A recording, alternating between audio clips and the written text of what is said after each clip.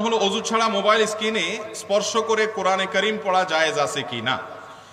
অজু ছাড়া মোবাইল স্ক্রিনে স্পর্শ করে যদি কেউ কোরআন তেলাওয়াত করতে চায় সেটা জায়েজ আছে, এটা আমরা অনেকে জানি না। আপনার অ্যান্ড্রয়েড ফোন বা স্মার্টফোন, আইফোন অথবা আপনার এ জাতীয় আইপ্যাড টাইপের যাই আছে, এগুলোতে যদি কোরআনে কারীমের অ্যাপ থাকে, আপনি সেটা খুলছেন, ভার্চুয়াল কোরআন, সফট কপি আছে কোরআনের, ওই অ্যাপটা খুলে আপনি তেলাওয়াত করছেন এবং পৃষ্ঠা নাড়াচাড়া করছেন, ওযু না থাকলেও অসুবিধা নাই।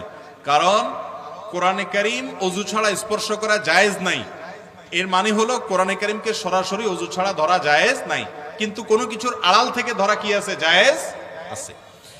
কোরআনে কারীম যেটা সফট কপি আছে স্মার্টফোনের মধ্যে, এই সফট কপিটা এটা ধরা যায় না, এটা ধরার জিনিসই না। দ্বিতীয়ত কথা হলো, এটা যে দেখা যাচ্ছে এর উপরে আপনার সেন্সর আছে, এর উপরে ডিসপ্লে আছে, তার উপরে গ্লাস আছে, তার উপরে প্রোটেকশন গ্লাস আছে।